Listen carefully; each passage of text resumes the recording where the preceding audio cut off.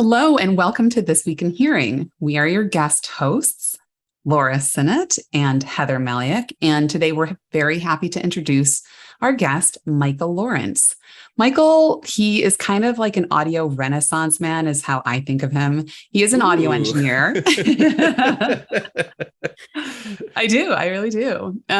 He is an audio engineer, most specifically a systems engineer, which he'll tell you a little bit about. He works for Rational Acoustics. Rational Acoustics is a company that makes acoustic tools and measurement software for professional audio. And he focuses on their smart their SPL feature set for the software called Smart with 2 A's. And he also is a podcast host for the Signal to Noise podcast. He's an editor at Live Sound International publication, which I think, it like hits all around the world and tens of thousands of people read it. He does research on sound level monitoring, on live sound level monitoring. He has co-authored articles for the Audio Engineering Society. He's involved in the National Hearing Conservation Association and recently won the prized Safe and Sound Award with Jamie Anderson and I think the Rational Acoustics team. Is that correct, Michael? Yes. Okay. So not just you, but there's a team. He's also a mentor. And a week or two ago, released. Oh my God, you got one. Oh Heather's my God. got one on the way too. Yep, mine's on its way. I haven't read it because I just got it yesterday and I'll need an autograph next time I see you. Oh, that is so sweet. Thank you. I do too much stuff. I was like totally zoning out when you were reading. Like, I was like, this is so boring. Well, I'm not done. I'm not Oh, done. God. Because I was going to say, what I think is the most important accolade it's not a title, but you are making and have been making efforts towards a culture shift of letting go of needing concert sound to be painfully loud, harmfully loud without sacrificing quality. So that's something, it's hard to just describe what that is, but it is important. And it's going to have reverberations on really ultimately the world, and people won't be hurting their ears as much when they go to concerts. So it's kind of hard to explain, what all that you do, but that was my attempt. I think you did a great job. Probably better than I could have done it. That was very impressive. I'm very impressed. Yeah. Thank you. And on top of all that, he tours, which I think Right. we're about to say it's your day off and you're spending your next hour here with us. Oh, I've been looking forward to this for weeks. So I'm really happy to be here. Yes. So it is your day off. And can you tell us who you're touring with, where you are, what you're doing? Sure. Typical day in the life? Right now I'm touring with a Swedish metal band called Ghost. Which I ended up being a big fan of them. I've done one tour with them previously. And the support acts are Mastodon and a band called Spirit Box that's new to me on this run. And it's a US run. We're doing arenas.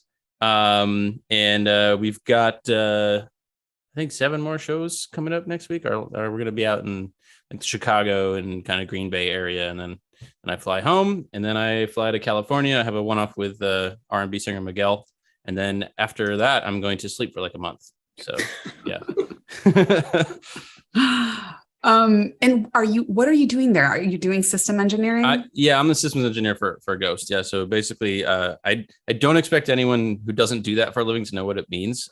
Basically, my job is to design and deploy the sound system every day in a way that achieves, we try to achieve as much uniformity as possible. So, this is an artist who cares about everybody getting a quality show, regardless of whether they're in the front row or the back row or way up on the side. And we try to do it in a way that allows everybody to have a similar sounding experience at a similar level. So that kind of plays into a lot of what I know you want to talk about today. But yeah, so that's my job as a systems engineer, is to basically wrangle the PA system every day.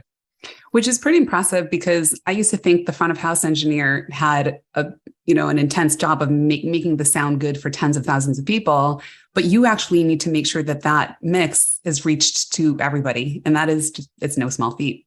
Yeah, we have a phrase, waveform delivery service, right? So you've got a mix engineer who's going to stand there and make the best creative decisions they can based on what they're hearing. But they don't know what's happening. If you're in an arena, there's 10,000 seats. They don't know what's happening in the other 9,999 seats. And that's my job, is to make sure that what they're doing where they're hearing it is translating to everywhere else in the venue. And you're relying on your own ears and obviously a lot of software and hardware. Is that right? Yeah, obviously your ears are your prime shareholder. And obviously one of the only things that you have available to you once the show starts. I can't be moving measurement microphones around in the audience when there's, when it's full of people. But yeah, we use prediction software that every morning I'll model the venue in software and put our sound system virtually in that model and see how it's going to behave. And I can adjust the aim and adjust the level and adjust the tonality until I'm happy with it.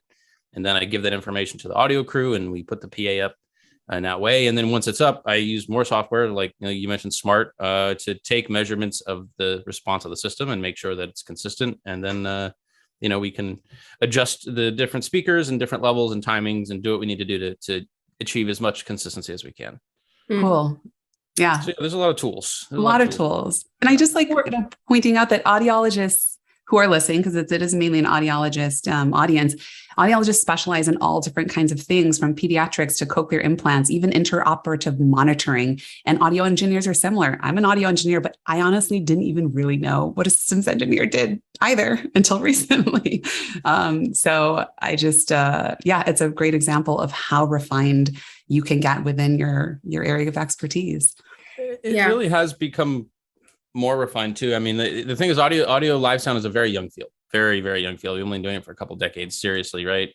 By the way, there's a wood chipper going on outside my house. I told them I was going to be recording this morning, so if they could please make as much noise as possible. So I don't hear it. Okay, good, because it's getting wild. That's what I told the weed whacker outside. Yeah, I was like, so I mean, there's a whole job. Somebody's whole job is to coordinate different RF radio frequencies for the in-ears and the wireless mics and all that stuff. And you got to do that every.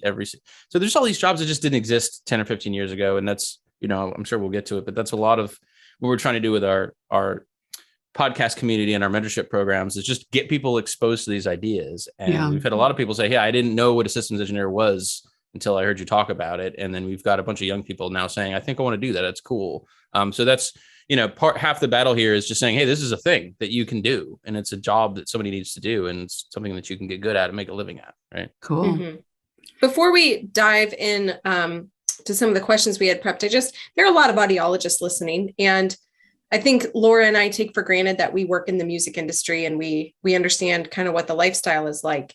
I wonder if you could just give us a quick overview of what a day is like for you, how many hours of sleep you get, how fatiguing it is, and how I know a lot backstage can be hurry up and wait sometimes. I don't think that's the case for a job like yours necessarily, but just give people an idea of how you live and how exhausting it really is to be on a tour. Sure. Yeah. And a lot of my work isn't touring, but that's what I'm doing right now. And so, so it depends a little bit on the show. Right now we're in arenas.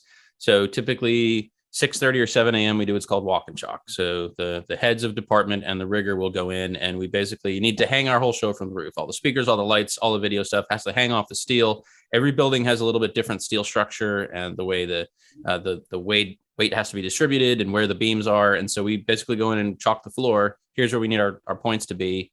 And then what do we need to do with the ceiling to get these loads suspended there? So that's how we start off with doing a bunch of that at 6:30. At 7 in the morning. I'm using my laser measurement to make a model of the venue around the same time. Trucks start dumping. We've got, I think, 7 trucks on this tour. And some of these venues have 4 loading docks. Some of them you can only get 1 truck in at a time. So sometimes you're just sitting there waiting for your truck to come up and get your stuff. Once you get the riggers are done with your points, once your stuff's in the room, then we can start hanging the PA. It takes it's about an hour to fly an arena size PA. We've got some very good PA techs on this tour. They're doing a great job. And I'm super bad at being a fly tech, but I try to help where I can without being too in the way. And so usually by 11:30 or noon, we've got the PA up in the air.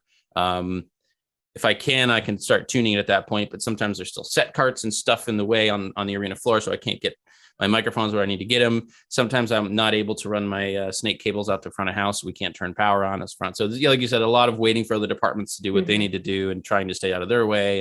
And typically afternoon is line checks, sound checks, making sure everything's working properly. The lighting is doing their programming, the video is doing their programming. Audio team is making sure everything's functioning the way it's supposed to. When you're on a tour, bands don't often sound check every day. It depends on the act, but once you do 5 or 6 shows, we have this great thing called virtual sound check, where every night we record the show to a computer. We record every microphone input separately to a computer. And we're able to play that back through the console the next morning. So we can actually do a sound check as if the band were on stage, adjust the levels to the different microphones and stuff like that. And a lot of my job is providing consistency. So if we're doing that right, the band shouldn't feel like they need to come in and sound check every day, because we're making it, consistent for them. And then, 5:30 or 6, you've got doors. Our show starts at 7 and goes till 11. And then audio department's out by about 1. Lighting takes a little longer. They have more stuff than we do. And they're not as cool. I'm just joking. And so they're out by like usually 2:30 or so. So you're going to, get back on the bus at 2 or 2:30, and you're going to probably drive 4 hours overnight, and you can start doing it again at 6:30. So it's a 20-hour day. And I was laughing because you said about not sound checking, and all music audiologists know the worst thing is, well, the band will see you at sound check, and you show up and they say, well, they decided not to sound check today. Everyone's out golfing or whatever. Yeah. And that's one of the other things is you try to structure it so that you providing these little pockets of, hey, you don't need to be here right now. Go take 20 minutes of, sleep on the bus or whatever, like, because you can't operate on 4 hours of sleep safely, right, for any period of time. It may be once or twice, but you can't do it for 6 weeks. And so it becomes about learning, well, from 3 to 5, if I have no problems in my world, everything's good, that's when I'm going to go take a nap. And so people start peeling off and doing what they need to do. But, it can take a week or two to settle into that and build the routines. So, yeah, it's a very demanding lifestyle in terms of your well-being. It's definitely not for everybody. I don't even honestly think it's for me. I don't particularly love touring compared to the other stuff that I do. I do about 30,000 steps a day in an arena. So you're being really physically active in addition to not getting a ton of sleep. So yeah, it's definitely a challenging lifestyle in many ways. Well, so on the topic of concert sound, I've heard you say before, Michael, that this idea that people should have earplugs, or need to bring earplugs to concerts, there's something kind of wrong with that idea. I believe I've heard you say that. And I actually saw my nurse practitioner yesterday, and she had an Elton John t-shirt on. And so we talked about it. She said, oh yeah, I saw Elton John yesterday. It was an amazing show. And I told her I was an audiologist, and she said, and I was so dumb. I can't believe I forgot to wear my earplugs. And obviously it was so loud. And it just made me think about this idea that, yeah, people kind of know, and they expect concerts to be so loud that they should bring earplugs. Why are concerts so loud? Yeah, and that's a question that people weren't asking 10 or 15 years ago. I think we as an industry, the live sound industry, we've done a really lousy job of creating a situation where the default expectation is that you're going to be endangered or uncomfortable. People don't show up with hard hats because they think the rigging might fall. Right. So and they don't show up with, like all this electrical gear because they think that the pyro or the electrical maybe it's a really interesting thing where we're the one department where people seem to accept as a fact that it's going to be unsafe or uncomfortable. And that's not great. I'm not proud of that. There are some technical reasons. There are some historical reasons. I think part of it, if you look at the history of what we're doing, and again, Beatles at Shea Stadium, that wasn't even a real stadium. They're singing through the PA that they used to announce the batters, right? So that's not even a real concert at that point. So everything we're talking about has happened in 40 years or 50 years. It's been very, very quick. And so, if you roll back the clock a bit, we're stacking PA up on the stage, on the corner of the stage. And if you need to go farther, you need to stack more of it. And if you need to go to the back and have it be a reasonable level in the back, you have to turn it up higher. So the people in the front are just getting absolutely steamrolled. In 2022, we fly our PAs. They're hung from the roof. And so you don't have a speaker 6 inches from your face. And we have some incredible technology. We have line array technology, and we have delays, and we have fills, and we have all these things. And you can really achieve a system that doesn't need to be 20 dB louder in the front of the room. I mean, our target for this tour is plus or minus 3 dB. So from mix position down to the front, it goes up by 3. And then from mix position to the back or the arena, it goes down by 3. And most days we hit that, right? So we no longer have a situation where it has to be brutal in the front row to get to the back. We now have modern technology that we don't have to do that. That doesn't mean it's always possible to do that. There are, of course, times when you have to ground stack, or you have to, use less PA than you wanted to. And these things do happen. But the point is, technologically now it's possible to eliminate that as a reason for doing it. The other major factor here is how engineers think and how they approach a mix. There are things that happen when you push a PA to its limits that a lot of people like. They like the sound of that little distortion that comes in when the system is approaching its linearity limits. They like the sound of it's sort of like a multi-band compression. It's like if you look at a mastering chain, right? So you've got your exciters and your saturators and your multi-band compressions, and that's very similar to what a PA is doing when it's working too hard. The problem is, again, roll back the clock. The PA would hit limit at right around concert level because the technology just wasn't where it is today. And so you would push your mix until you got into that sweet spot when it sounded different, and you go, yeah, that's where I want to be. And that became part of the sound of the show. Mm-hmm. Like an overdriven guitar amp is part of the sound of how a guitar sounds, right? And if you don't turn the guitar amp loud enough, it doesn't sound right. And so the PA for a while was the same thing.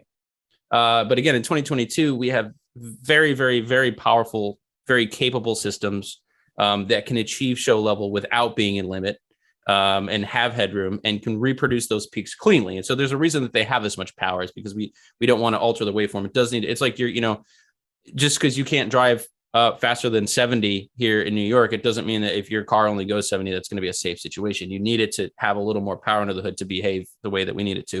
And it's kind of the same thing with a modern PA. But what that means is you can no longer walk up to this thing and say, I'm going to push it until I hear it go non-linear, and that's where I'm going to sit, because now that's 108 dBA. It's just, they're insanely powerful systems nowadays. So a lot of what we've been trying to do at Rational Acoustics is kind of offer a new way of thinking that says, hey, we know you like the sound of this. We're not going to tell you how your show should sound, but don't rely on the PA going non-linear to create this stuff, because that stuff happens at just crazy, crazy levels now. Do that in the console. You can get that saturation in the console. You can get that multi-band compression in the console. Have your show sound the way you like it when it leaves the console, and then the PA will just reproduce that, which is the PA's job, is just transmit that signal. We don't choose cables that have distortion. We don't choose amplifiers that have distortion. Everything's linear nowadays. It really is, and that's where it's been trending. So it's kind of the same reason that people like vinyl or like tape. There are certain distortions, I'm sure both of you know better than I do, that are pleasing to the ear and that affect our loudness perception in positive ways. And so these are real tools that are really helpful for mix engineers. We're just saying we have to stop thinking of the PA as contributing that stuff, because as the technology has matured and gotten better, the PA now contributes that stuff at levels that are just total insanity for us. And, you're going to be driving audience out of the room before a modern arena system goes into limit, probably. So it almost sounds like, like you said, it's a mindset of the engineer that they're perhaps not even aware that they can achieve that sound without, like you said, having to steamroll people or having to produce such high output levels. And so from what I understand, you're actually trying to teach engineers how to mix in this way, right? Like to still achieve this sound that people want, but not at 108 dBA.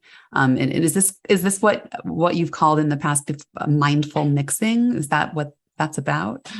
So we do a workshop on this, the Rational Acoustics, and the real name is pretty boring. It's something like SPL applications for front of house engineers, but it's become known as the How to Beat the Meter class, and that has a lot of more curb appeal, I guess. But really, what it is talking about what is loud, what is impact, because SPL is not loudness, right? I actually have a shirt that says loudness isn't level, and and I wear that sometimes, right? Because the thing is, just using raw SPL as a way to achieve impact, it's a blunt force tool. And it doesn't work past a point. People get tired and you have to go more, and then you keep chasing itself. So let's understand what makes things sound loud. When we say this loud, what do we mean? Because you might be totally comfortable at the concert that's 100 dBA, and you might go to church on a Sunday morning and it might be 83 dBA, and then you might say the church was too loud today. So we're not talking about what the SPL was when you said that. What does that mean? When you say it's loud or it's too loud or it's not loud enough, what's going on there? From a perceptual standpoint that makes us feel that way. Let's understand that. Let's understand what creates impact other than crazy amounts of SPL. Now, SPL is an ingredient in that formula, but there are a lot of other ones that haven't really been talked about because SPL for a lot of times is just treated as a majority shareholder there. Yeah, I think that's something audiologists, it is one of the, I guess, similarities in our fields. We do learn a lot about the differences between loudness and then sound level. And that I think that we could appreciate just the importance of understanding that difference. When you're kind of moving on to SMART, because I find this potentially could be a really good tool for audiologists, those audiologists who are involved in hearing conservation. There are not so many of them, but hopefully there will be more. Is just different ways of practicing audiology grows. But I'll just mention that I'm thinking of using SMART myself with an orchestra that I'm working with in order to monitor their sound levels, because in orchestra, it is incredibly dynamic. You can use personal dosimeters, but I haven't actually used the software yet. I've learned some about it from you, Michael. And can you just give us a little bit of background for audiologists to learn about what the tool specifically you work on within SMART? Sure. Yeah. And you kind of mentioned SMART's kind of like a multi-tool for audio measurement, right? So we can measure room acoustics, we can measure reverb, we can measure the response of a PA system, we can measure all sorts of stuff. Part of the tool set that's built into SMART is a sound level measurement tool set. And that's something that really has grown. We're about to release version 9 at the end of this month. And our version 8 came out in the first 8.0 came out in 2016. And we've just kind of been adding bits to it since then. And in that couple of years, we've seen the demand for sound level measurement tools just explode. So if you look at what 8.0 did versus what 8.5 does now, we've added so much stuff. And a lot of that is people calling us up and saying, hey, it should do this. And a lot of that was me going to concerts and talking to engineers and saying, look at this thing. What do you think? What should it do? What questions do you have? And we really try to build a tool that's useful for these people. So this is something that's becoming part of the industry consciousness in a way that it wasn't in the past. And so we are, basically trying to create a Swiss Army knife of sound level monitoring. So we can do the stuff that everybody's used to, the fast and the slow and the A and the C, which for a long time was kind of all you had. If you had a little, what I call the party favor meters, you got your little Radio Shack handheld thing, with the 9-volt battery in it. And you had to choose, do I want fast or slow? Do I want A or C? There you go. Problem is, for the types of questions that we're typically trying to answer in the live event world, what was the level of the last set? What was the level of the song? Those are useless. They're completely, you have 1 second of context on SPL slow. It has a 1 second integration time, right? So you can't watch 3 seconds of a movie and tell me what the plot is. We need more context. So our industry uses predominantly a metric called LEQ, which I would assume a lot of your listeners are familiar with, but it's basically just an average over a longer period of time. And it's just like how much energy do we see over this window of time? And then you can start to say, well, what's the level of this performance over 10 or 15 minutes? So getting people comfortable with the idea of an LEQ, and we can do as many LEQs as we want in SMART. You're not, a lot of the tools that people were using for a long time, they would do 1 or 2, and it was like a 1 minute, 10 minute, and there you go. And so SMART, you can do as many LEQs as you want, and anything from 1 second to 24 hours. And you can do A weighted and C weighted, and you can do unweighted, and you can do octave banded, right? So we're just, we kind of have this idea of like the infinite monkeys that are typing. Like we just say, here's a bunch of stuff that it can do, and people go out and they then use this in ways that we're like, oh, we didn't think anyone would do that in that way. So we've really created a tool set that just allows people to build what they need out of it. So a bunch of LEQs is important. And I think that the most important thing for this conversation is something we added in 8.4, which is dosimeter measurements. So we can do NIOSH and OSHA dosimeters in real time. And I think that, not that no one was doing that before. As you said, you can buy these things that go on, but the reason that's so significant in our world is because SMART has already been at mixed position in live events for, SMART's been out for 25 years. And so if you go to 50 concerts, 49 of them, probably you're going to see SMART. So what we were able to do is not go out and, you can't go on Shark Tank and say, everyone should buy this new dosimeter thing that I made. Good luck. We're already there. People are already using this tool. So by saying, hey, we added this stuff that doesn't cost anymore, just update your software. It's a free update. Now you can do all this stuff. We were able to get this tool into the hands of people without having to get people to try to adopt a new platform and start from scratch. And so now all of a sudden, everybody who's out in the industry can do sound level measurement. Everybody who's out there using this tool can do dosimeter. And One of the things we did in 8.5 was we made the NIOSH and OSHA, they're enabled by default. You don't even have to turn them on. So if you pull up a sound level meter in Smart, you are generating exposure data. And so kind of what I wanted is for it to be a little tugboat on the industry to just, we're not the noise police. I'm not going around cracking people on the shins with a ruler and saying, turn it down. But we are saying, hey, let's be aware of this. The first step for me is just, let's look at the data. What are the numbers? I spent a year just taking this thing to shows and logging shows. And just so we get some idea of what typically type of exposure doses are people being exposed to when they go to a live event. We didn't even know, typically what's the highest, peak C. Right. We don't have that data. Right. What are you finding in terms of that? Exactly. Right. So now I've got, every show that I've been to and every show that I've worked on for the last 3 years, I've got sound level data. And so now we know what type of peak C max values that we see. We know what type of exposure that we see. And that has been a big starting point in terms of how do we approach educating about this? Because we didn't know those things, Yeah. Sorry, Laura, I'll say, when are we going to add to your data collection pre and post hearing tests at concerts? When are we going to create a new safety skill for the music industry? Because we're ready. Are you ready? Yeah. You know what? That's a great question. I think it's a complicated question. Our industry in some ways moves very quickly and in some ways it's crawling. I am really convinced that step one is to have data.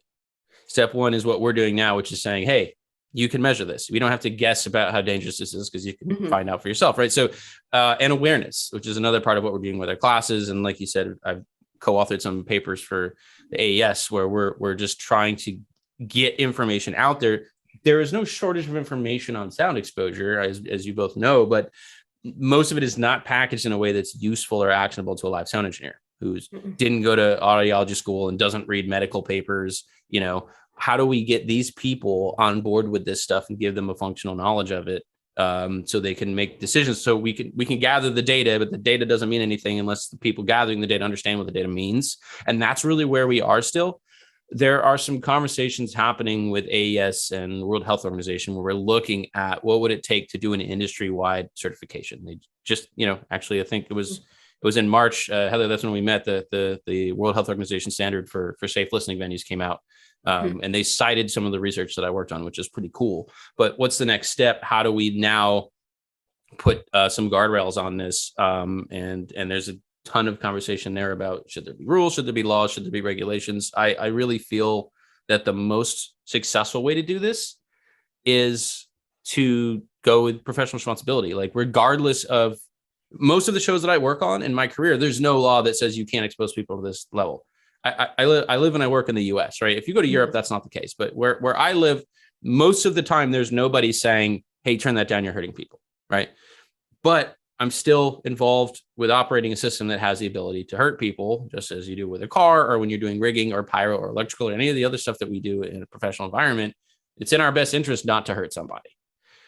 And it's a little harder with audio because you don't see it in the same way as like a pyro failure or a truss. You think about the horrific stuff like the Indiana State Fair collapse, right? Like there's just acute consequences of somebody who's being negligent. And you don't necessarily see that in audio. It might be years before somebody realizes that they've been doing damage, but the responsibility is still there. And so although I think it's a very productive conversation to start seeing things about certification and legislation and so on stuff, I do believe that's coming. I think the most fruitful way is to go straight to the engineers who got their fingers on the faders and are controlling what people are being exposed to, and just help these people understand not only the information, but also their responsibility. And that's, like I said, we're a tugboat, right? It's a big, heavy thing. And it's got a lot of momentum, and we're not going to change anything overnight, but what we can do is help people understand what they're dealing with. And I actually feel pretty positive that we've been able to affect some good change that way. Well, that's one reason we wanted you on this podcast, because there are not a lot of people in audio engineering who kind of care about this topic. And audiologists, in theory, we care about it so much that this is what our profession is based off of, is helping people preserve their hearing or treat hearing disorders when they have them. So we just wanted to also let audiologists know, like, there are people across the River, who, like yourself, Michael, who are really passionately working on trying to make change. And I think also your perspective on almost putting the responsibility in the professionals' hands is an interesting one. We've heard of, oh, the responsibility should be the audience member wearing earplugs. Other people think it should be government regulation, but I think practically we all know how incredibly challenging that is. But it is an interesting idea to put some of the responsibility, at least in the hands of the professional. So I think if there's any way audiologists can help, we should be there in any way, shape, or form. I mean, it goes kind of back to this idea of informed consent, right? Because a lot of people go, oh, the people chose to go to a concert. Like, yes, but if they thought there was a actual, real, non-negligible possibility that the rigging would fall and kill them, they probably wouldn't make that same decision to go down there and stand under that stuff. So there's a real trust here that the people who do this are doing it correctly. And we have I had a couple shows ago conversation with a rigger who said, yeah, I can't hang that. We have to figure out a different way to do it because I'm not going to allow it to be hung this way because that's not safe. And if he doesn't say that, no one else says it. He's the only check on that. So we have to be very serious about that. If we don't care, no one else is going to care. Yeah. So there's a real professional obligation there. But I think, a lot of it is, stuff like the Apple Watch is a big deal now, right? Because we're no longer the sole shareholder of this. You've got, if you're in an arena show, how many Apple Watches are there in an arena now? Right. You got 10,000 people in there. There's probably 3,000 Apple Watches in there, and they're going to go, hey, this isn't safe. Now, I'm not really interested in the conversation about how accurate this thing is. Is it a class compliant measurement device? No. Should we use it to make enforcement decisions? No. But there's a consciousness there that is saying, hey, this isn't a good thing to do to yourself. And so sort of the cat's out of the bag in a good way. And so now there's a little more visibility of the issue, and people are starting to ask. I've seen way more internet forum posts and Reddit posts, and people go, well, why am I being exposed to this stuff? And so that's compound that with the issue of you can't look at a meter and go, that's management loves to come up and go, turn it up. It's not loud enough. You're looking at a number. Like, are you listening? Hide the meter. Does it sound like it has impact? Does it sound good? And so we have to now bridge that gap as well, which is let's not get caught up with making sure the number on the meter is high enough for your whatever silly mental system you've created. Let's talk about how it sounds, and I'm not really a mix engineer, but I can still, given a certain limit, I can mix a show that has more impact and sounds louder than most other engineers, just because I've studied all of these things that play into that, or consequently my shows tend to measure much lower than other mix engineer shows. And again, it's not because I'm some hotshot. Yeah. And it's not a hotshot mix engineer thing. We did a festival, we did an R&B festival in Atlanta. And it's an R&B festival, so it's like 102, 103 front of house for 8 hours, which is like too much. It's like too much. And we're the headliner, and I'm not going to come out and do that thing where I feel like we have to one up everybody else, and I had to be one louder, right? I ran our show at 97. And the review that I saw said that our set had the most energy. And audiologists, for context, 97 is a lower level than most concerts. Yeah. Believe it or not, because audiologists we might not even know that, right? We might just assume that, but 97 is not high for a live concert. It's lower than average. It's not, it's not middle of Barnes and Noble, but it's lower than average. And the wonderful thing about the way that the exposure math works is even 2 or 3 dB lower is a significant improvement in terms of doing less damage to people, right? So if you can shave off 2 dB, shave off 2 dB off your mix and learn how to make that impactful. And the other thing is, boy, people loosen up and they're more comfortable and they're talking to each other and they seem to just enjoy it better when they're not being pummeled. So I reject this whole, that's what the people want thing, because they don't. They showed up with earplugs in their pocket because they were worried about this, so just let people relax a little bit. There's a theater in my hometown that I mix at, and sometimes, and the box office guy said, when you're here mixing, it's the only time we don't get complaints that it's too loud. So like, people don't want to be steamrolled. They don't like it, I think 97 is great. And for the very young audiologists listening, Barnes and Noble was a book and music store where it's very quiet, in case they've never been to a bookstore. That's where I bought Michael's book from, online. Barnes and Noble's online. It still exists. And there's Are there any still open? Yes, there's one still open. Are there not around where I live? There's one like 5 minutes from where Laura is, actually. Yeah. Oh, wow. So yeah, it wasn't physically. Just so I can go and reminisce. That's hilarious. And I try to not use Amazon when I don't have to. So, so last kind of question about numbers and SMART. Because clinical audiologists, they're pressed for time. They get to see a patient. They have 20 minutes, 25 minutes. And for those who they might be working with an audio engineer or musician, but a lot of audiologists will probably see concert goers. And an audiologist, they're going to want to know, we're going to want to know, well, what is that number? What do we tell a patient? Okay, when it hits this number, it's unsafe. Now, we all kind of know the answer. The answer is there is no one number, but this is not an answer, Michael, that I'm asking you to give us a number, but it's almost like a discussion with the three of us.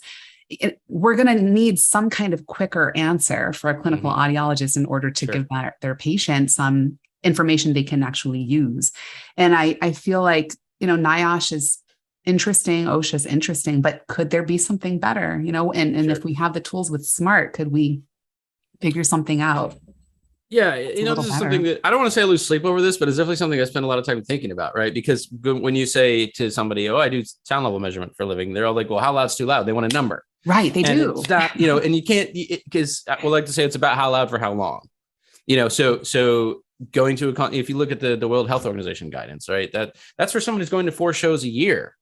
It's not for someone who mixes 5 shows a week, right? So you have to consider that. But if you want a number and a starting point, again, I would go back to that standard, 100 dBA weighted over the typical length of a concert. So we're going to call it 4 hours. That's kind of a line in the sand where if you're above that, you probably don't want to be exposed to that.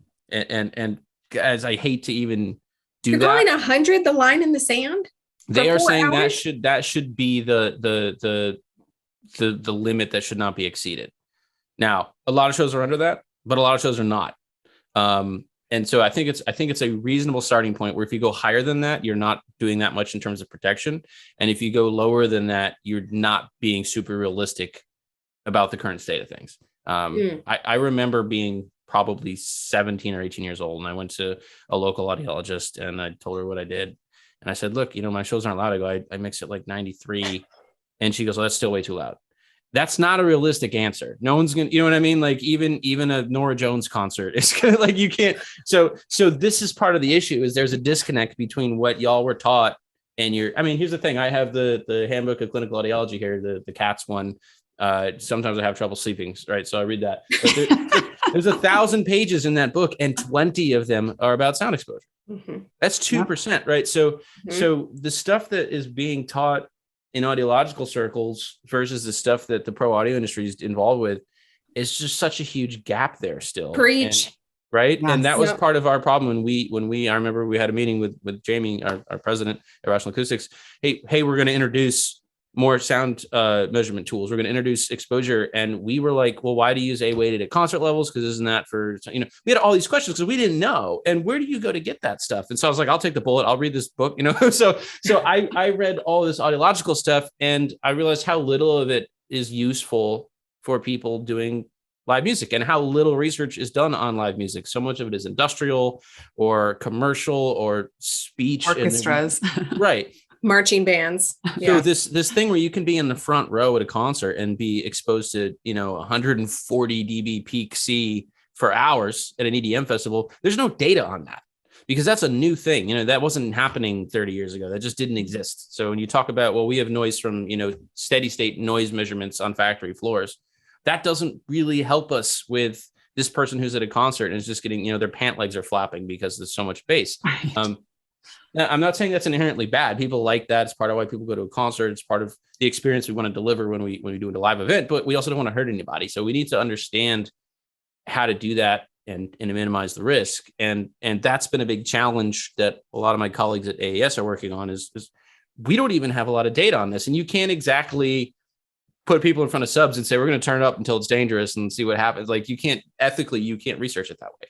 Which could be I listened to another podcast recently with Barbara Weinstein, who's she has contributed a lot to the audiology world. And has done a lot of research, and she talks about how she tries to publish in non-audiology journals. And it's just such a good idea. And that's, again, another reason, like, hopefully we can somehow collaborate, whether it's Heather or myself or other audiologists who are interested, with you and your team, and perhaps even get some data published in audiology journals, not just Audio Engineering Society. I think that could just, like you said, raising awareness is really important. And we need to just kind of continue to get that data out there. Yeah. And that's a big problem too. I mean, even there's AES papers on this stuff. Most of the touring engineers that are out there don't read AES, right? And that's something we talk about in our AES meetings. Is okay, great, you got this data. Now what? And so we do stuff like put articles in Live Sound International and Pro Sound Web and the publications that some of the touring people do read. How do you get this information in houses of worship? I swear to you, I was involved in a consultation in a church, and they said, yeah, our subwoofers are so loud that at Christmas, some people in the front rows threw up, right? And so you go, hey, you're hurting people. But how the people that are in charge of those decisions at this church are not going on AES and looking for papers. Right. So how do we get that information to them? It has to be bite-sized. It has to, these things, I mean, they're going on YouTube. They're going on, Pro Sound Web and looking at the articles and Church Sound Magazine. And so you have to figure out a way to distill this. I call it like cooking spinach, right? We all know all of this stuff about this topic because we all study this for a living, but there's got to be an elevator pitch. There's got to be a 30-second answer because I can't go to the pastor of a church and say, here's 7 papers that I wrote. That's not helpful. That's not useful. He's not going to be impressed. Nobody cares, right? So how do you give him a bite-sized bit of information that's going to be productive? And that's a big challenge with this because some of these topics are very, very hard to minimize, right? Yeah. And it's the same in audiology. That pastor, that worship leader might go to a local audiologist and the audiologist does not know what to say. We see this a lot on our audiology messaging boards. We get so little information on hearing conservation in our training. You mentioned it in the CATS book. And then we have people coming to see audiologists. And if they're not seeing one of a handful of us who deal with this day in and day out and have studied it, they often don't get the right help. And so that's, again, this interdisciplinary approach is so important to getting this information out there because audiologists could help lead the way if they knew how to. And that's kind of what I said about, I still think we're in the information and kind of, I'm going to call it, I hate this term, the evangelism stage, right? And yes, we do need to look at better models for sound exposure that are music specific and occupation specific. We do need to look at that. That's very important. But, still, as an example, something like SMART, which is a clear industry standard for this. I still see posts all the time and someone says, look, I'm looking for a way at my church to measure level. And I go, hey, there's this thing that I work on. And then I think it's like, and they're like, oh, wow, where has this been all my life? I'm like, well, it's been a thing. You just didn't know about it. So we still, even where you're saying, well, we have whatever market share, or it's, we have become a standard tool, you still have all these people who have never heard of it and don't know that it exists. And it's the same thing about the information. A lot of people we're learning are just hungry for information about this.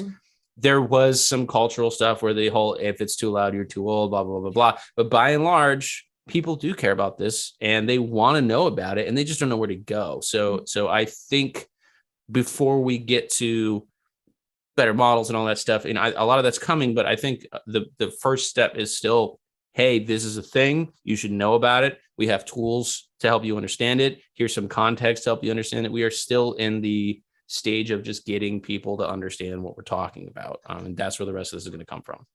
And probably at the end of the day, at least right now, like if you see a patient today who asks you, oh, I'm going to a concert and, should I bring earplugs? The answer just has to be yes at this point.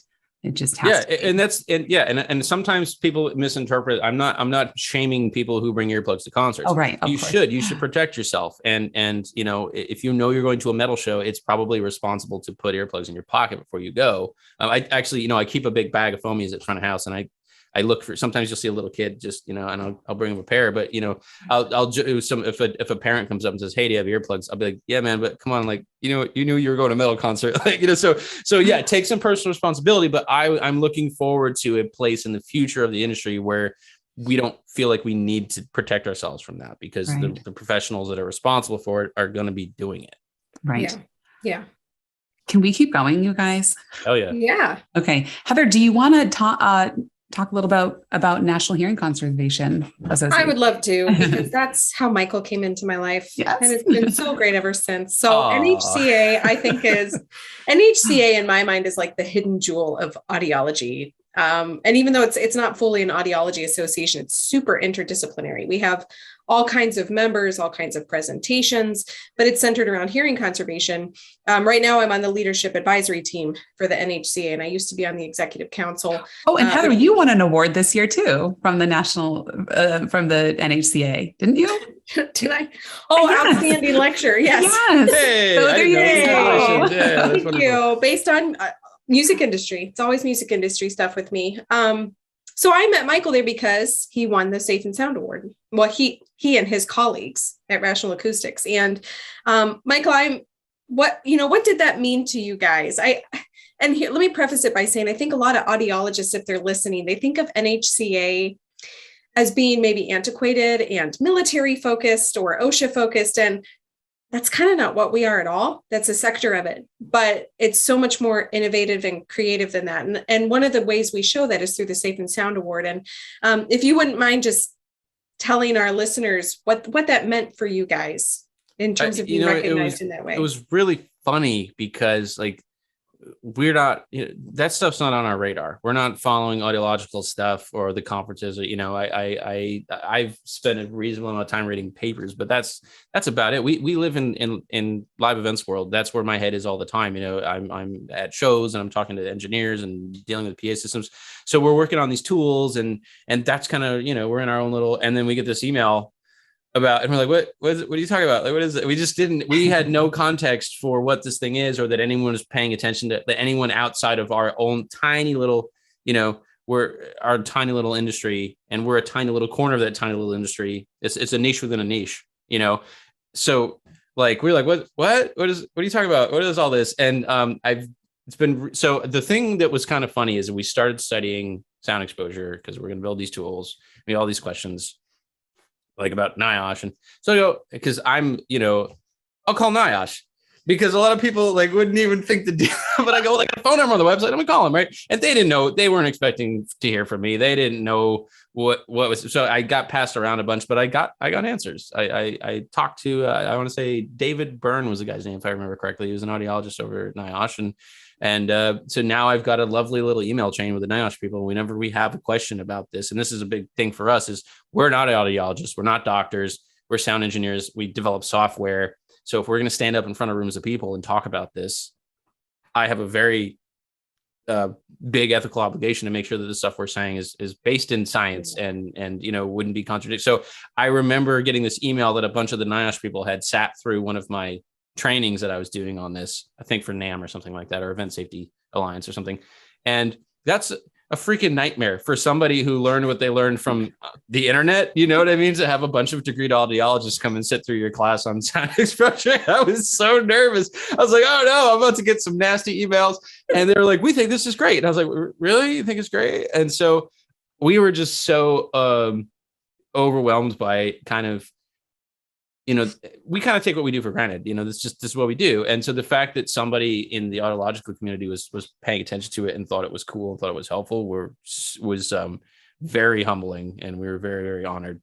That's been pretty cool. And it's also been really nice for us because, again, who are we, right? We're not, to stand up to our industry and say, hey, you should listen to what we're saying about this, not because we want to sell you software, but because this is important. I don't care if you use our tools or somebody else's tools. We want to make a tool that is helpful and useful. And we think that when you look at what you can use, that you're going to go, oh yeah, this tool's cool. And it makes sense for me. We hope that's what you do. But at the end of the day, my bigger concern is that you understand these topics, and we're all moving the industry towards a place where we're not doing damage to people. And so it became very cool for us to have sort of a more official backing of people that did go to school for this and are trusted authorities from a medical perspective to say, yes, you guys are going in the right direction with this, and you're doing stuff that's positive. And that was a really cool feeling. And so we got the little, we got a little plaque in the mail, And our CEO was like, do you want me to send it to your house? Because I work mostly remotely. And I was like, no, I don't care about the plaque. Like, I'm not in this for the plaque. I was in this for like the little pat on the shoulder that was like, hey, you're going in the right direction, was kind of the really cool thing for me. Yeah. It was really special for those of us there who work in the music industry to see you guys there. And, I had heard of Rational Acoustics, but I really didn't know too much about it. And I think it was a proud moment for all of us, especially because you say you are a niche within a niche. And I want to ask you for the AES papers. So you have co-authored 3 papers in the past year, sort of developing the foundations. Is it more than 3? It's like, I think it's like 6 by this point. Is it really that many? Yeah, in the past year? Oh, okay. That amazes me. Yes. I hate writing. So kudos to you. But how did the group come together, and what is the experience like working with other authors, coming to a consensus, creating future goals? I mean, who are these people? How did you find each other? Was it just through AES, or are you pulling others in, or how is that process going? Yeah. So Audio Engineering Society has a lot of sections. And so there's the acoustics and sound reinforcement is kind of the part that I'm involved with. And so within that, there's a working group. And our working group, there's a couple of us. Dr. Adam Hill is the chair, and he kind of oversees it. But there's about 5 or 6 of us from various parts of the world that are involved with sound level measurement in particular. And that's part of this, is that there just aren't that many people in the audio industry talking about this. So if you start talking about it and you start sharing data, you're going to get an email that says, hey, come talk about this with us, because it's not. It's not like people that like to do like model trains. Like there's only like 6 of us, right? So there was a bunch of my colleagues did a survey a couple of years ago just to kind of get an industry read on, hey, what do people think about sound exposure? Do you think there should be regulations? Do you know what LEQ means? Do you know what NIOSH is? What tools are you exposed to seeing in the field? And so I sent an email. I was like, I'm really interested in this topic, and I would like to get involved. And AES kind of, you show up and you jump in. So we've done, I want to say 5 or 6 papers over the last 18 months or so about various aspects of this. We did a big one. It was like 200 pages it's called Understanding and Managing Sound Exposure and Noise Pollution in Outdoor Events. And that, as far as I'm concerned, is one of the most definitive things that's been released on this topic for our industry, because it's not piecemeal. We kind of there's like 300 sources cited, right? So it's kind of all like dumped into one stew of stuff. And then we've done a bunch of shorter ones that are particularly about monitoring and regulations and practices and how do we get it better. And now we're doing one about certification and stuff like that. So yeah, there's 5 or 6 of us at the AES that are just talking about everything that has to do with sound level monitoring. And one of the things we're talking about now is, how do we measure the directivity of a whole PA system? How much louder is it in the front and the back and on the sides? And that plays into our conversations about noise pollution and stuff like that. No one's tried to do that before. Yeah. So just new questions that we have that it would be really helpful if we could like measure the dynamic range of a live event the way we can measure it in a recording. Well, that's really complicated live, because you have audience noise, you have gaps between songs. And so even something as simple as dynamic range, we had to do a paper on that and say, here's a method we came up with to measure dynamic range, because now you're going to feed this into algorithms. You know what I mean? So just giving yourself a foundation to make useful data sets requires a lot of thought. And I'll be honest, I can't follow a lot of the math. Adam Hill is a genius, and a lot of the other guys on this group are absolute geniuses. My role in a lot of this is to act as almost an editor and just help make sure that people who aren't geniuses with math can follow it. And are we communicating clearly? And do we define this term before we used it? And I will make no bones about the fact that I don't follow. I understand conceptually everything we're talking about, but I can't spit out these models and these math formulas like these guys can. But a lot of my role is to say, hey, humans who don't have math degrees are going to read this. Are we communicating this clearly? And I think we should put this paragraph here, and I think we should use this term instead of this term, because it's going to be less confusing for people. And so in a way, I'm a student, even though my name is on the paper, I'm still a student of it. And I'm still trying to learn and follow along like everybody else. And so I've kind of got a unique perspective there.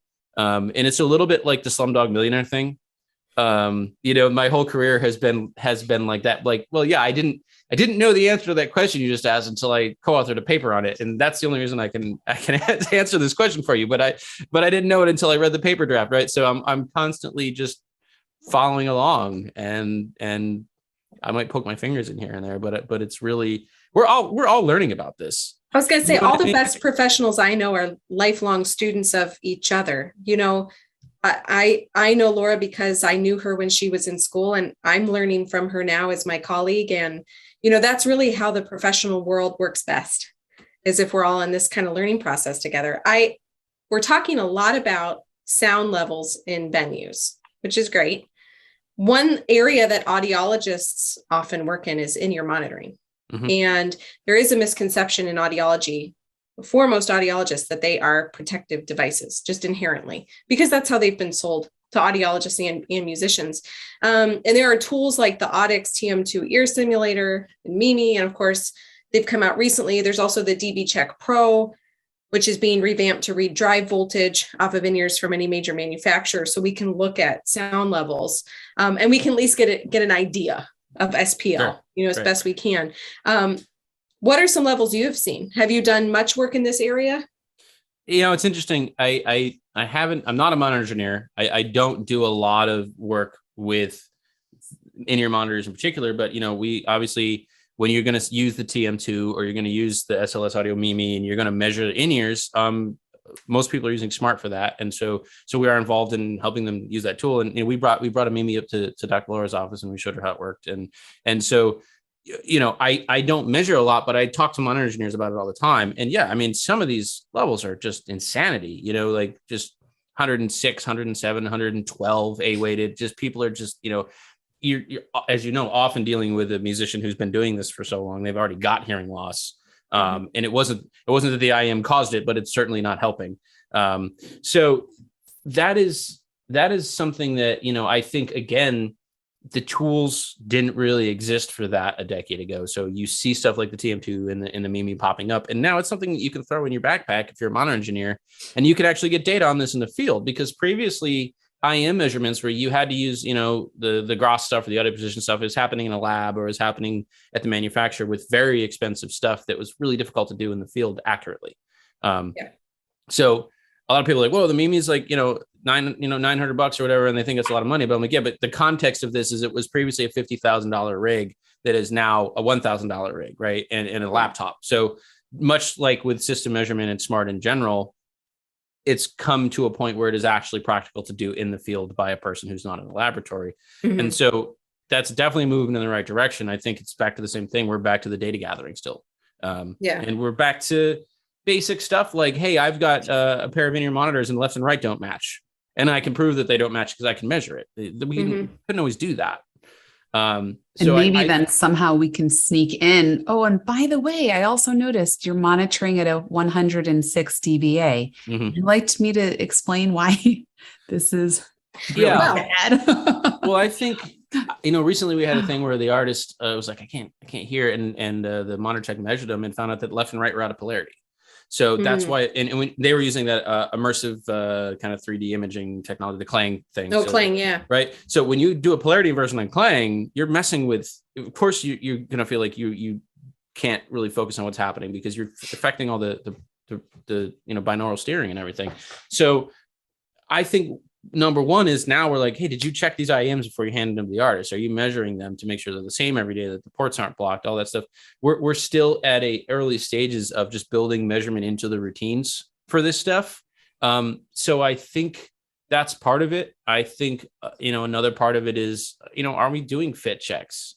I think, and again, I'm not a monitor engineer, but the lack of fit checks, I think a lot of people are just cranking these things, pardon my French, because there's no isolation there. Thank you. I can talk a lot about that. Thank you. Well, this is the thing, though.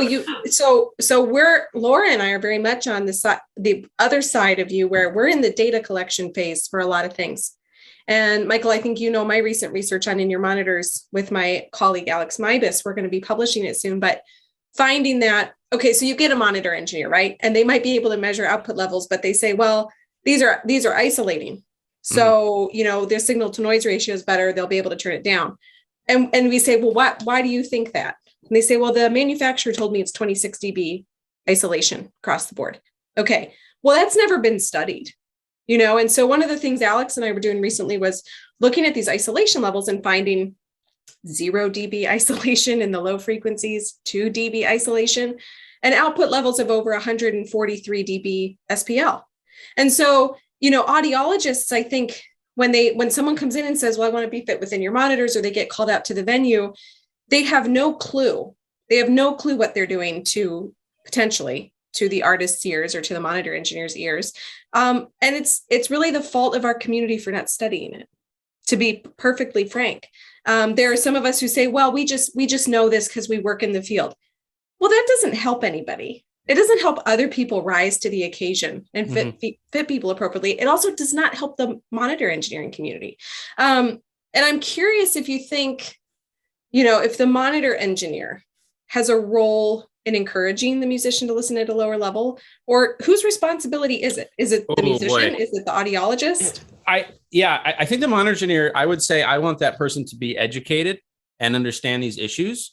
You have to be very, very, very, very careful of what you say to a rock star about that, because you will be on a plane in 30 seconds, right? But for those who are artists who are willing to have that conversation, I want the monitor engineer to be able to be, competent in those topics. And I do, I mix a little local band here, and they're in their 50s and their 60s. And so they've all got some hearing loss, and actually I've seen some of their audiograms. And so I'll talk to them when they're facing the other way. If you can hear me, you don't have a good fit. You know what I mean? Like at conversational levels, if you can hear me talking to you with your in-ears in, then it's not fitting. I think one of the things that I want a monitor engineer to be able to do is recognize the signs of a bad fit. I want them to recognize when someone's really pitchy all of a sudden, or they keep asking you for more. That's probably a sign that they're not sealing well. So a lot of monitor engineering, we've talked about this on our show all the time, is like one of my co-hosts, Kylie, calls it a Miss Cleo, right? You got to kind of figure out what's going on in their head, and recognize even their body language of when they're not comfortable, when the artist can't hear something like that. And so it is really difficult because you can't be in their head. You can't hear what they're hearing. Even if you're wearing the same IEMs with them, you're still not on a stage in front of a rock band. You still don't have the same fit that they have. You don't have the same hearing loss that they have. So it's really hard to put yourself in their shoes. But what we can do is recognize the signs of somebody not being comfortable and when they're not getting a good fit. I had a good relationship with my act that I said, go get your hearing tested and bring the audiogram back and let's look at it. And that's I realized so rare. It's very rare. And that's so rare because you probably won't be able to do that, but no, but I mean, for you to suggest that, we tell audiologists, us music audiologists, we say, well, don't tell the audio engineer how to do their job, because that's their job. It's not our job. Our job is no, but you can equip that person to be. So when my drummer goes and gets an audiogram and he's 45 dB down at 8K, now I understand why you're hitting your cymbals so hard now, and telling you not to hit him as hard is not going to be the answer here because you can't hear it otherwise. Yeah. So maybe I need to put a 10 dB boost at 4K in your monitors, and all of a sudden you feel like you can hear it. So I want more information to be able to make a better decision. I think that's a lot of it. And then Laura and I talked about this, just destigmatizing it. I've now done 2 articles about this. I just did one last month, I think, for Live Sound, and it's on ProSound Web. And I went to go see Laura at her office, and I put my audiogram in the article. You can go to ProSound Web and see what my thresholds are. Yeah. So just to get people used to this idea, it's not a taboo anymore. Like this is something you should be thinking about. Ignoring the fact that you might have hearing loss doesn't make your hearing loss go away. You don't have to tell anybody your data. You don't have to share it, but you should know what it is, and you should be equipped, and you should have a conversation about what you can do to preserve what you have and take good care of yourself. And so many live sound engineers are afraid of that. And I think it's an older generation thing for the most part. And we are seeing. I'm going to ask that. We're kind of in a cool spot with what we're doing with signal and noise, because we have such a vibrant community, and a lot of them are early career people. And so we are actually able to kind of set the tone a little bit for the next generation of sound engineers and what we want them to be thinking about. And so Dr. Frank shows up. He's in our Discord server, and anytime there's a hearing question, he pops in, and we are just so freaking thrilled to have to have a real live audiologist there. We're so thrilled about it. But there's a there's a real willingness for people to want to talk about this. They want to get the information. So we're not running from it. And I'm doing what I can, I'll publish my thresholds. I don't care. But a lot of it is, Heather, when we scheduled you to come on the show, man, we were just giddy with excitement we were like, hey, Dr. Heather's coming on the show. We were so excited, and all the listeners are so excited. And so in general, our community, and I think the live sound community in general, we do want to know about this. We do want training. We do want information. I can't guarantee that the artist is going to want to talk to me about it, but what we can do is realize that this is an integral part of our job, and we want to educate ourselves about it. And so there is a real willingness to understand this stuff, I do think. And I think it's a good first step. I think it's changing on the artist side too. I was contacted by a management group. Oh gosh, I don't know, a few months ago. Gosh, maybe more like 8 months ago. They work with a lot of big bands who people would recognize. And the management contacted me to see if I would talk to people about hearing health. Mm-hmm. And so I've had some telehealth appointments with monitor engineers and their artists to learn about in-ear monitor safety, how to have the ear impressions properly done, that kind of thing. And I recently worked with a monitor engineer who was just the coolest. I went on site, did hearing tests on like 10 different people, talked to them. And he was explaining to me, and how he checks in with everyone every night and asks them, how are your ears feeling? Has your ringing changed? Are they tired at all?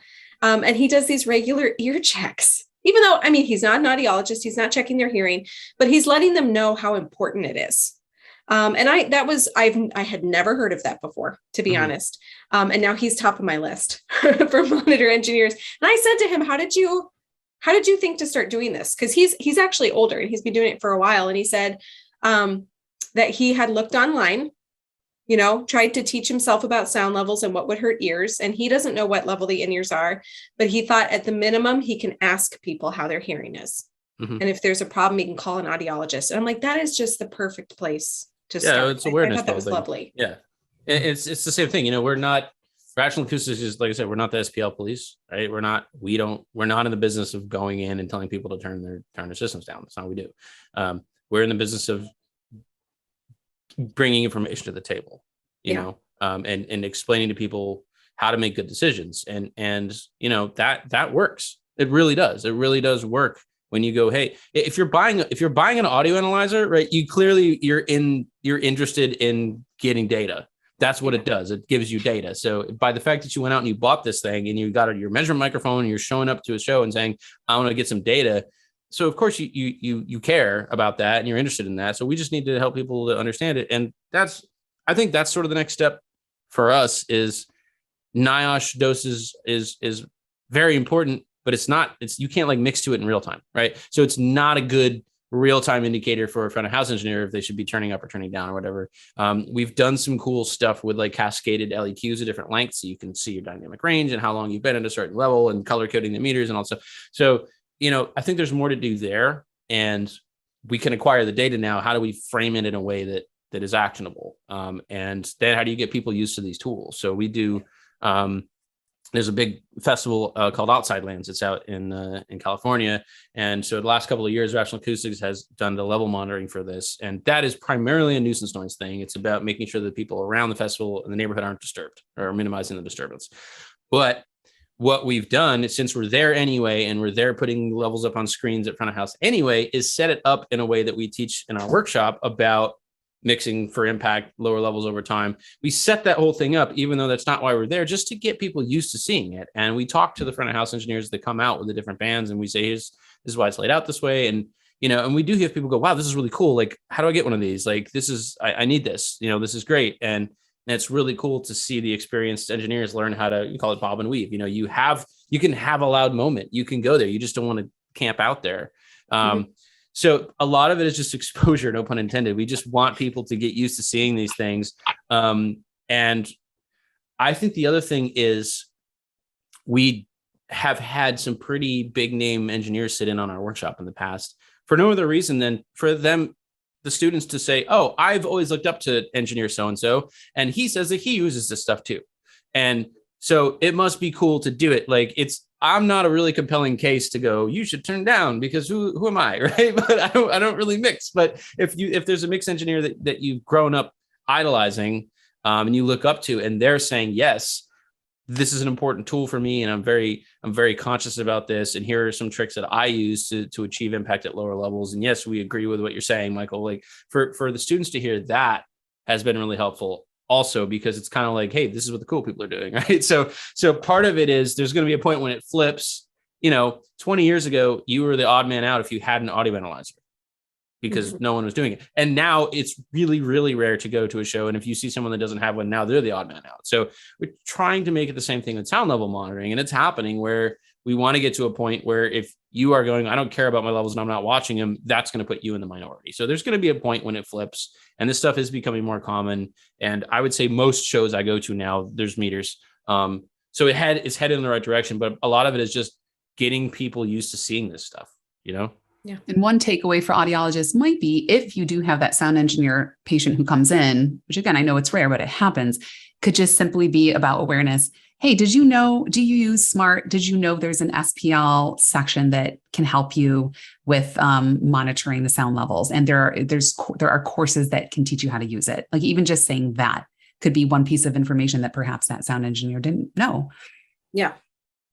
Yeah. And that's been, I think just real quick, I talk about the Muppet movie in my workshop, right? And there's Kermit and Fozzie. And I love the Muppet movies. It says there's gonna be a fork in the road, and there's a huge fork in the road when they get there. And so the fork in the road for this is that your ears can't tell you about SPL, right? So your loudness perception does not tell you whether or not it's safe. So getting people used to this idea of use your ears for loudness and use a meter for SPL, they're not the same thing. It's totally possible. Like, I'm totally comfortable right now, and for it to be dangerous. And it's totally possible for you to be like, I'm super uncomfortable. Yes. It feels too loud, but for it not to be dangerous, we have to start there.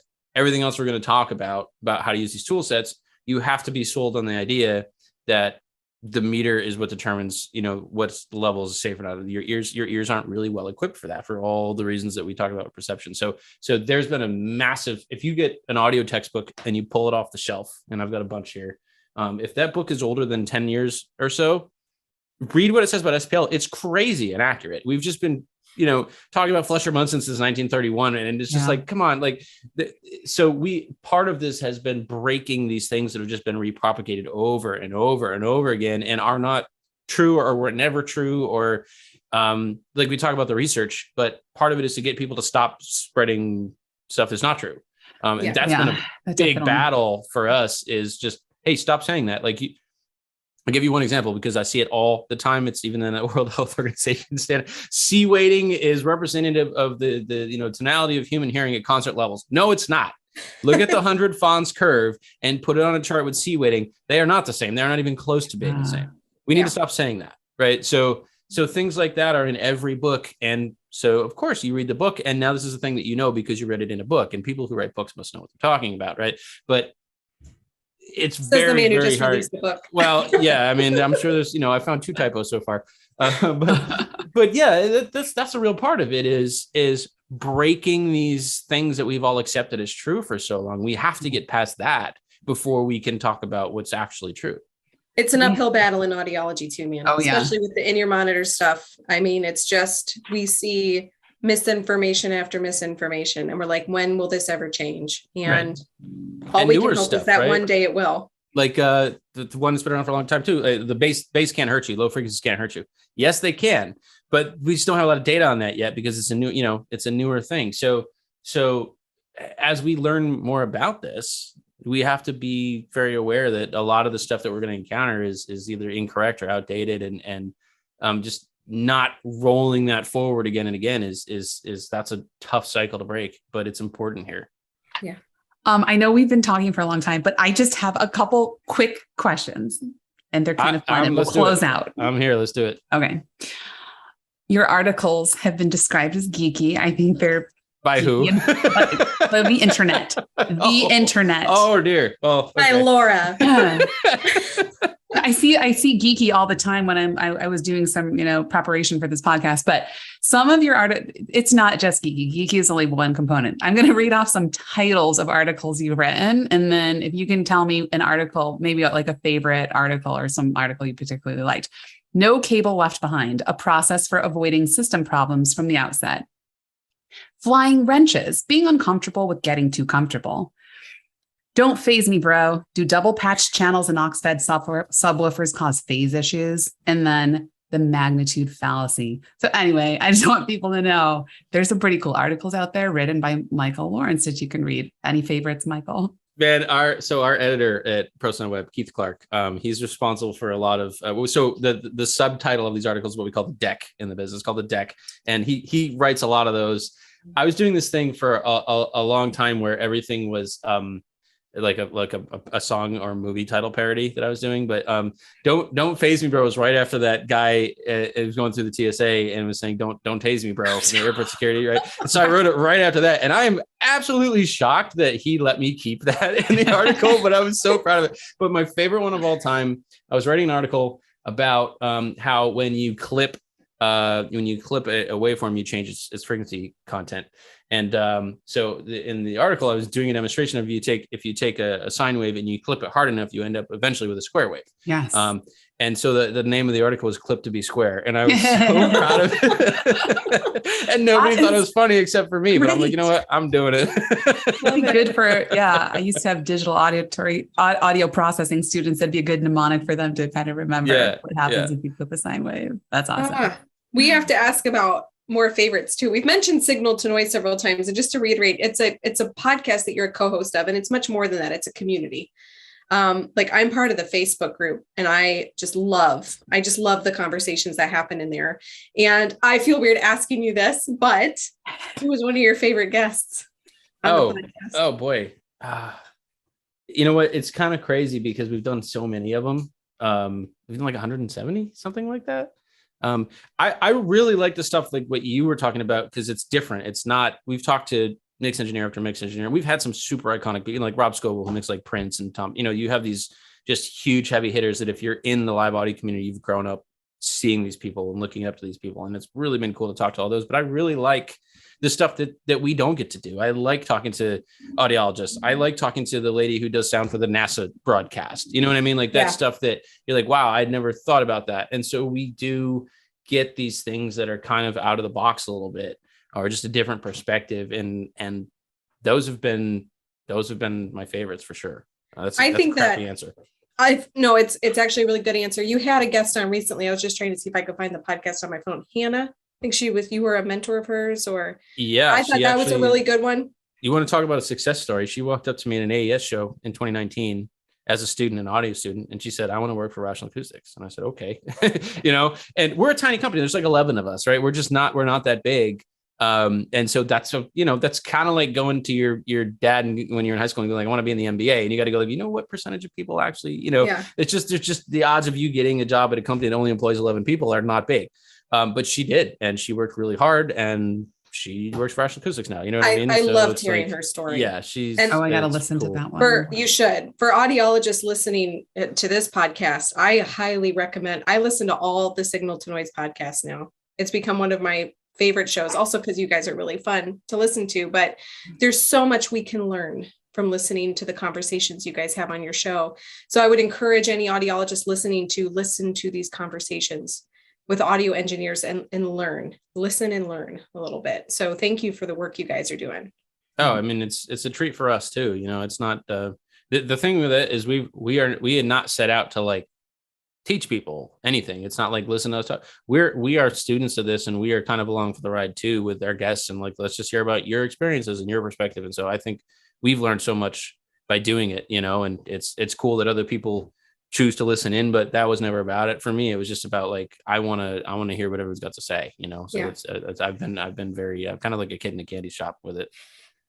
Well, to close out, Michael, because this is again an audience of audiologists, do you have anything you'd like to close out with? Just because you have so many audiology ears listening to you right now. Ooh, you know what? I would say that I would like to see kind of more bridges being built, like if you're at a show, come by front of house and say hi, those types of things. If you have friends that are in live audio, like call them up and ask about this stuff. And from the beginning of studying this topic, the majority issue hasn't been that the information didn't exist. It's just been that the wires weren't all connected, and people knew stuff, but they weren't talking to the other people who wanted to know the stuff. So I just want to I want to see more cross-pollination, I guess, you know?